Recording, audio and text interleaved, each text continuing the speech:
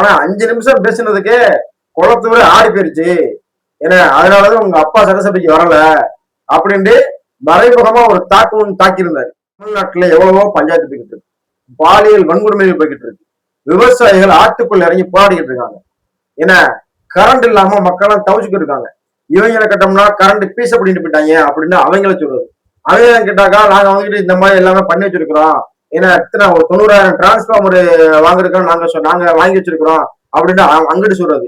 இங்கிட்டு பாத்தீங்கன்னா நீங்க 90,000 டிரான்ஸ்பார்மர் தான் சொல்லியிருக்கீங்க, இங்க வழக்கு போய்கிட்டு இருக்கு, 40,000 டிரான்ஸ்பார்மர் தான் வாங்கியிருக்கீங்க, இதுலயே உங்க லட்சணம் என்ன தெரியுது அப்படின்னு. இந்த லட்சணம் இதுகள்லாம் வந்துகிட்டு பேசுறதுக்கு வந்து இங்க வேலை இல்லை. இந்த லட்சணம் சரியில்லாம தான் உங்களை வச்சிருக்கோம் ஆட்சிக்கு. நீங்க ஆட்சியை லட்சணமா பண்ணுங்க. அனைவரையும் வரவேற்கிறேன் மக்களே. நேற்று சட்டசபையில செம்ம ஆக்ஷன் சீன்ஸ் எல்லாம் மாட்டிருக்கு. நம்ம கட்சி விட்டு பல பேரை ஓட விட்டாரு ஒருத்தர். முதல்ல அவரை ஓட விட்டாங்க பாரு நடு ரோட்ல. ஏன் இளைய தளபதி பகவதி இப்படியே பேசிக்கிட்டு இருந்தா இப்படி யாரு பேசுன்னு அடிச்சு காட்டுங்க. இப்படியே பேசிக்கிட்டே இருந்தா என்னடா அர்த்தம்? எது பெருசுன்னு அடிச்சு காட்டு அப்படிங்கிற மாதிரி வடிவேல் ஸ்டைல்ல வேற லெவல்ல போயிருக்கு. செம ஃபன்னியா செம காமெடியா பாக்குறதுக்கு ரொம்ப இன்ட்ரெஸ்டிங்கா இருந்துச்சு. அதை பத்தி தான் இன்னைக்கு இந்த வீடியோல நம்ம தெளிவா பார்க்க போறோம். வாங்க வீடியோக்குள்ள போவோம்.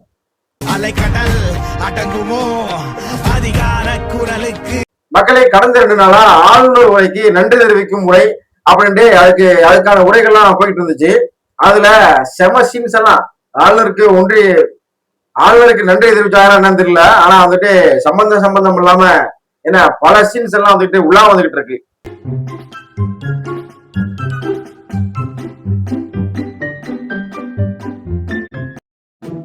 அதுல வந்து பார்த்தோம்னா நேத்துக்கு முந்தின நாளே செம்ம சீரியஸா போயிட்டு இருந்துச்சு சட்டசபை. அதுல வந்து நம்ம அந்நியார் வந்து பிரேமலதா விஜயகாந்த் வந்து எதிர்த்து சொன்னாங்க, இந்த மாதிரி கிளாஸ்ல எல்லாம் தண்ணி கொடுக்காதீங்க, ஏன்னா கிளாஸ்ல தண்ணி குடிச்சாக்கா வந்துட்டு அங்க வேலை பார்க்கறவங்களுக்கு ரொம்ப சிரமமா இருக்கு, அவங்க குனிஞ்சு கொண்டு வந்து தண்ணியை எப்படா கொடுத்துட்டு போக முடியல, நாங்களும் அவங்களை கேட்டு டம்ளர்ல குடிக்க முடியல, அதுக்கு பதிலாக நீங்க என்ன பண்ணுங்க அப்படின்னா ஒரு பாட்டில் ஒண்ணு வைங்க, எல்லாருக்குமே முன்னாடி பாட்டில் ஒண்ணு வச்சிருங்க. அந்த பாட்டில் எப்படி இருக்கணும்னா கண்ணாடி பாட்டில் வச்சிருங்க, பிளாஸ்டிக் பாட்டில் வேணாம். எல்லா சட்டசபையிலே பிளாஸ்டிக் வந்துருச்சுன்னா வந்துட்டு தமிழ்நாட்டிலேயே வந்துட்டு நம்ம பிளாஸ்டிக்கை ஒழிச்சுட்டோம். ஆனா சட்டசபைக்குள்ள பிளாஸ்டிக் இருக்குன்னா அது வந்து மிகப்பெரிய ஒரு கேள்விக்குறியா மாறிடும். அதனால நீங்க பிளாஸ்டிக்ல வைக்காம கண்ணாடி பாட்டில் வைங்க அப்படின்னு மதிப்பிற்குரிய மரியாதைக்குரிய பிரேமலதா விஜயகாந்த் வந்து சொன்னாங்க. ஒவ்வொரு டேபிள்லயுமே பாட்டில்ஸ் நீங்க வந்து குடி தண்ணீர் வச்சிடலாம். கோபம் வந்தால் தண்ணி பள்ளி கொண்டு வாய்ப்பு இருக்கிறது. அதுக்கு அந்நியர் பேசிக்கிருக்காரு, டவக்கனை பெரிய புதுஸ்டாரு பெரியப்பா இந்த வந்துட்டு அப்படிங்கிற மாதிரி எந்திரிச்சு இந்த மாதிரி வந்துட்டு நீங்க வந்து பாட்டில் அந்நியார் சொன்னாங்க கண்ணாடி பாட்டில் கொடுக்கணும் அப்படின்னு. ஆனா அதை வந்துட்டு நான் வந்துட்டு மறுக்கிறேன். ஏன் அப்படின்னா திடீர்னு இந்த மாதிரி வாக்குவாதம் ஆயிடுச்சு, பஞ்சாயத்து வந்துருச்சு அப்படின்னா தண்ணி பாட்டுறதுக்கு அடிப்பாங்க, அடிச்சிருச்சு விளையாடுவாங்க, ஏன்னா அதனால வந்து நான் மறுக்கிறேன் அப்படின்ட்டு அவர் வந்துருச்சு ஒரு சிரிப்பலைய உருவாக்கிட்டாரு. அதனால யாரு சிரிக்காம இப்படி உட்கார்ந்து நம்ம அண்ணனே சிரிச்சிட்டாப்ல. எடப்பாடி என்ன உழுந்து சிரிக்கிறாரு, ஏன்னா எல்லாரும் சிரிச்சு முடிச்சிட்டாங்க. செம ஃபன்னியா செம காமெடியா இருந்துச்சு. முதலமைச்சரே வாயை துறங்க, சிஎம் சார் வாயை துறங்க, வாயை துறந்து பேச மாட்டேங்கிறாரு, உம்முன்னே இருக்காரு, உசுப்பேத்திர வேண்டிய உம்முன்னு கடுப்பேத்திர வேண்டிய கம்முன்னு நீங்க படத்துலதான் இருக்கணும். இது வந்து சட்டசபை, நீங்க வாயை துறங்க, பஸ்ஸுக்கு மேல இருந்துதான் நீங்க பேசுவீங்களா, ஏன்னா சட்டசபையில பேச மாட்டீங்களா, 4 மணி நேரம் இல்ல 5 மணி நேரம் ஆனாலும் உம்முடைய ஜனல பத்திர உட்கார்ந்து இருக்கிற முதலமைச்சர் பொம்மை முதலமைச்சர் அப்படின்ட்டு பல்வேறு குற்றச்சாட்டுகள் வந்து வச்சு தள்ளிக்கிட்டு இருந்தாங்க நம்ம ஒழுங்கம்பரப்புகள், அதாவது உடன்பிறப்புகள்லாம். ஆனா இன்னைக்கு வந்த உடனே கொஞ்ச நேரத்திலேயே பேச ஆரம்பிச்சிட்டாரு நம்ம முதலமைச்சர். பேசினாக்க எப்பவும் போல ஒரு பேப்பர் எடுத்து வந்து படிச்சு பார்த்து காப்பி அடிச்சு படிச்சாப்புல, படிச்சு கிடிச்சு முடிச்சுட்டு அப்படி பேப்பர் தூக்கி வச்சாப்புல. அப்படி பேப்பர் வச்சுட்டு நிமிந்து இப்படி ஆளுநரை பார்த்தாப்புல. ஆளுநரை பார்த்துட்டு இப்ப மனசுல இருந்து பேச போறாப்புல. பேசினா ஏற்கனவே திமுக வச்ச குற்றச்சாட்டுகள் இருக்குல்ல, இந்த சோபா மாடல் அரசு, அது மட்டும் இல்லாம இந்த பல குற்றச்சாட்டுகள் வச்சிருந்தாங்க, அந்த குற்றச்சாட்டுலாம் எடுத்து பேசுறாரு. இந்த சோபா மாடல் அரசு, இந்த சோபான்னு சொல்றாங்க, அதுவே எனக்கு லேட்டா தான் புரிஞ்சுச்சு. ஏன்னா இந்த சோபா பர்னிச்சரு, ஏன்னா இந்த டீப்பாய் இதெல்லாம் வந்துட்டு வெளியில போய் வைங்க, எப்படி இங்க வெளியில போய் வைங்க, அப்படி சட்டசபைக்கு வெளியில போய் நீங்க அந்த பிசினஸ் எல்லாம் பண்ணுங்க, உள்ளாக்கெல்லாம் அந்த பிசினஸ் பண்ணாதீங்க. அது மட்டும் இல்லாம பின்னாடி திரும்பி பார்த்தாப்புல பார்ட்டி ஃபண்ட் கட்சி நிதி அப்படின்ற பேர்ல அடிச்ச கொள்ளை. பார்ட்டி ஃபண்டா, அந்த பார்ட்டி ஃபண்டுங்க அப்படிங்கிற பேர்ல அடிச்ச கொள்ளை, அடிச்ச ஊழல்லாம் வந்துகிட்டு இன்னைக்கு வந்துகிட்டு வெட்ட வெளிச்சமா வந்துகிட்டு இருக்கு. அதுல இருந்து எல்லாருமே மாட்டுவீங்க. நாங்க என்ன ஊழல் பண்ண மாட்டோம், ஊழல் பண்றவங்களையும் விட மாட்டோம், ஊழல் பண்ணவங்களையும் விட மாட்டோம் அப்படின்னு பேசணும்னா ஏத்தாப்புல உட்கார்ந்தவங்க கூட வயிற்ற கலக்கிருச்சு. வயிற்ற கலி எந்திரிச்சு ஆவு ஆவு ஆவுன்னு இருக்க ஒரே சவுண்டு. அப்ப எப்படி நீங்க பார்ட்டி பண்ணா நீங்க எப்படி நீங்க பேச முடியும்? ஆதாரத்தோட பேசுங்க. அது எப்படி நீங்க பேச முடியும்? கொதிச்சு கொந்தளிச்சு அப்படியே அடுப்புல உலைய வச்சது மாதிரி கொதிக்க ஆரம்பிச்சுட்டாங்க நம்ம சித்தப்ப பெரிய போலாம். அப்படி பேசிக்க இருக்கும் போதே வழக்கம் போல நின்று கேட்ட கேள்விக்கெல்லாம் பதில் சொல்லாம ஏன்னா முதலமைச்சர் என்ன பேசுறாரு அப்படின்ட்டு உட்கார்ந்து கேட்காம கேட்கறதுக்கு மனசு இல்லாம எந்திரிச்சு ஒரே ஓட்டம் விட்ட எடுத்தேம்பாரு ஓட்டம் அப்படிங்கிற மாதிரி ஒரே ஓட்டம். தேம்பாறு ஓட்டம் மார்க்கெட் கூட நான் பாக்கலையே, அப்படி ஒரு ஓட்டம். நம்ம உடன்பிறப்புகள் எல்லாம் கிளம்பி ஓடிட்டாங்க. கிளம்பி ஓடினாக்கா எப்படி நம்ம தான் லைவ் ஓடிட்டு இருக்கேன். அப்படி வெளியில வாசல் விட்டு வெளியில போன் எடுத்துக்கிறது, அப்படியே பார்த்துக்கிட்டே போயிடுறது. கார்ல வீட்டுக்கு போன டிவி போட்டு அப்பாட்ட ஜாலியா பேசிக்கிட்டே அப்பா இந்த மாதிரி குழந்தை கட்டிட்டேன் ஓடி வந்துட்டேன் அப்படின்னு பேசிக்கிட்டே ஜாலியா ஃபன்னா மிச்சர் சாப்பிட்டுக்கிட்டே டிவி பாக்குறது. இது என்னது?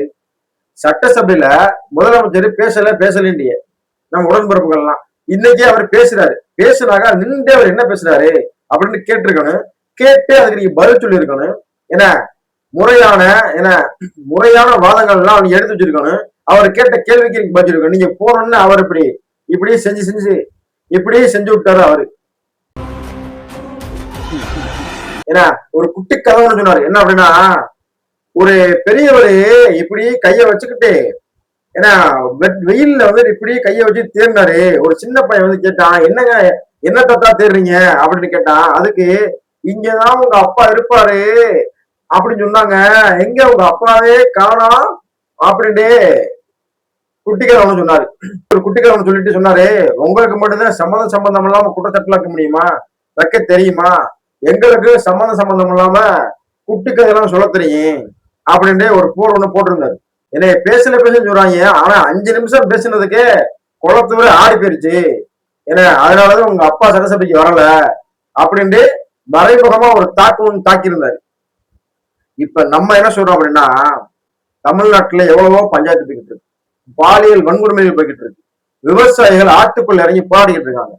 ஏன்னா கரண்ட் இல்லாம மக்கள் தவிச்சுக்கிட்டு இருக்காங்க. இவங்களை கேட்டோம்னா கரண்ட் பீஸ் அப்படின்னு போயிட்டாங்க அப்படின்னு அவங்கள சொல்றது. அவங்க கேட்டாக்கா நாங்க இந்த மாதிரி எல்லாமே பண்ணி வச்சிருக்கிறோம். ஏன்னா ஒரு 90,000 டிரான்ஸ்பார்மர் வாங்குறதுக்கு நாங்க வாங்கி வச்சிருக்கிறோம் அப்படின்னு அங்கிட்டு சொல்றது. இங்கிட்டு பார்த்தீங்கன்னா நீங்க 90,000 டிரான்ஸ்பார்மர் தான் சொல்லியிருக்கீங்க, இங்க வழக்கு போய்கிட்டு இருக்கு, 40,000 டிரான்ஸ்பார்மர் தான் வாங்கியிருக்கீங்க, இதுலயே உங்க லட்சணம் என்ன தெரியுது அப்படின்னு. இந்த லட்சணா இதுகெல்லாம் வந்துகிட்டு பேசுறதுக்கு இங்க வேலை இல்லை. சரியா? இந்த லட்சணம் சரியில்லாம தான் உங்களை வச்சிருக்கோம் ஆட்சிக்கு. நீங்க ஆட்சியை லட்சணமா பண்ணுங்க. அது மட்டும் இல்லாம இன்னைக்கு கரண்ட் கட்டு இருக்கு, பாலியல் தொந்தரவுகள் இருக்கு, அது மட்டும் இல்லாம இன்னைக்கு பல்வேறு பிரச்சனைகள் இருக்கு. விவசாயிகள் போராடிக்கிட்டு இருக்காங்க. இதையெல்லாம் சரி பண்ணுங்க. முதலமைச்சர் பிறந்தநாள் கொண்டாடுறதுக்கு திரிஷாவோட ஒரு மிகப்பெரிய ஒரு புகைப்படம் முன்னே வெளியாகி பெரிய பரபரப்பை ஏற்படுத்திக்கிட்டு இருக்கு. ஆனா அங்கிட்டு பார்த்தோம்னா விவசாயிகள் ஆத்துக்குள்ள இறங்கி மண்ணள்ளி மேல போட்டுக்கிட்டு போராடிக்கிட்டு இருக்காங்க. இந்த மாதிரியான பல்வேறு பிரச்சனைகள் எல்லாம் அவங்ககிட்ட நாட்டுல தலைவரிச்சு ஆடிக்கிட்டு இருக்கு. அதெல்லாம் விட்டுட்டு ஏற்கனவே பண்ணதெல்லாம் பண்ணி முடிச்சாச்சு. அவங்க எல்லாம் ஒழுங்கா பண்ணல, அவங்க திருடுனாங்க, கொள்ளையடிச்சாங்க, ஏன்னா மண்ணள்ளி வித்தாங்க, மலையை வெட்டி வித்தாங்க அப்படின்னு பல்வேறு குற்றச்சாட்டுகள் அவங்க மேல இருக்கிறதுனாலதான் தீய சக்தி வேணாம், தூய சக்தி நீங்க தான் வேணும் அப்படின்ட்டு தூய சக்தி அவங்க உட்கார வச்சிருக்காங்க ஆட்சியில மக்கள். ஆனா நீங்க அதையே அவங்க பண்ணையே நீங்க பண்ணிட்டீங்க அதனாலதான் இல்ல, நீங்க பண்ணிட்டீங்க அதனாலதான் இல்ல, நீங்க பண்ணதுனாலதான் கரண்ட் வரல, நீங்க பண்ணதுனால போதையெல்லாம் நீங்க போதை கலாச்சாரத்தை உருவாக்குனதுனால இன்னைக்கு பாலியல் வன்கொடுமைகள் நடக்குது, இதனால நாங்க தடுக்க வேண்டியதா இருக்கு, நிறைய வேலை இருக்குன்னு தெரிஞ்சதுன்னா வந்தீங்க. இத்தனை லட்சம் கோடி கரண்ட் தெரிஞ்சதுன்னா வந்தீங்க. எல்லாமே தெரிஞ்சதுன்னா வந்தீங்க. தெரிஞ்சு வந்துட்டு மறுபடிக்கும் அவங்களையே நொட சொல்லிட்டே இருக்காம நீங்க ஒழுங்கு ஆட்சி நடத்துங்க. இந்த பிரச்சனைகள் எல்லாத்தையுமே சரி பண்ணுங்க. ஏன்னா அவங்க ஆட்சியில நடந்தது எல்லாமே நடந்து முடிஞ்சிருச்சு. அவங்க ஆட்சியை விட்டு வேணாம்னு சொல்லி தொடர்ச்சி தூக்கி தூர வீசி எதிர்த்தாப்புல திமுகவே வரலாறு காணாத அளவுக்கு ஒரே வரிசையில் உட்கார வச்சாச்சு. இப்ப நீங்க தூய சக்தி ஏன்னா இந்த மாதிரி பிரச்சனை எல்லாம் மக்களை பாதுகாத்து பாலியல் வன்கொடுமை இல்லாத முதல் மாநிலமாக தமிழ்நாட்டை கொண்டு வாங்க. ஏன்னா மண்ணெல்லி விற்காம மலையை வெட்டி விற்காத மாநிலத்துல முதல் மாநிலமா கொண்டு வாங்க. மின்சாரத்துல தன்னிறைவு அடைஞ்ச மாநிலமா தமிழ்நாட்டை கொண்டு வாங்க. அது மட்டும் இல்லாம விவசாயிகள் இறங்கி போராடாம ஒவ்வொருத்தனும் போராட்டம்னா உடனே போய் கேளுங்க, இங்க வாப்பா நீ போராடுறவங்க என்ன பிரச்சனை, உனக்கு என்ன பிரச்சனை, இந்த கோரிக்கையா, சரிப்பா செஞ்சு வைக்கிற, நீ இதுக்கு தெருவில் 2 மண்ணள்ளி போட்டு போராடிட்டு இருக்க, போ நீ வீட்டுக்கு போ, அதான் நான் அதை பாத்துக்கிறத நான் வந்திருக்கேன், நான் பாத்துக்கிறேன் அதெல்லாம் அப்படின்னு நேரடியா விவசாயிகிட்ட பேசுங்க. விவசாயிகள் எப்பவும் போராடி தான் இருக்கான். ஏற்கனவே ஆட்சியிலையும் போராடினாங்க, கண்டுக்கறல, இந்த ஆட்சியிலையும் போராடுறா, கண்டுக்கல. ஏன் இறங்கி போராடுறா அப்படின்னு விவசாயம் முதலமைச்சர் வந்து பார்க்க மாட்டாரா? ஏன் பாக்குறவங்க என்ன குறைஞ்சு போயிடும்? வந்து பார்த்து அவங்களுக்கு ஆறுதல் சொல்லி நீங்க வீட்டுக்கு போங்க, அதெல்லாம் நாங்க பாத்துக்கிறோம், அணையை கட்ட விட மாட்டோம் என்ன அப்படின்ட்டு ஒரு ஆறுதல் சொல்லி அனுப்பிவிடுங்க வீட்டுக்கு. போராடிதான் இருக்கா, நீங்க வீட்டுல உங்க வேலையை பாருங்க, நாங்க வீட்டுல எங்க வேலையை பார்க்க போனாக்கா அப்ப எதுக்கு நீங்க உங்க எதுக்கு நாங்க தேர்ந்தெடுத்து உட்கார வச்சிருக்கிறோம்? நொட்ட சொல்லிட்டே இருக்காம நாட்டுல வந்து எதை பண்ணணுமோ அதை பண்ணுங்க. சட்டசபையில வந்து 2 பேருமே சேர்ந்து பேசி மக்களுக்கு எது நல்லது பண்ணணுமோ, மக்களுக்கு எது பண்ணணும்னா சரியா இருக்குமோ, இது வரைக்கும் நடந்ததுலாம் வந்துட்டு லப்பரை வச்சு என்ன எரேசர் வச்சு அழிச்சிட்டு புதுசா எழுதி புதுசா மக்கள் கொண்டு வந்து புதுசா சட்டங்களை ஏற்றி மக்களுக்கான ஒரு சட்டசபையை அதை மாத்துங்க. சரியா? உங்களுடைய பிரச்சனைகளை பேசிக்கிட்டே இருந்தீங்கன்னா மக்களுடைய பிரச்சனை என்னைக்கு பேசுவீங்க? நானும் வருவேன் தனி ஒருவனாய்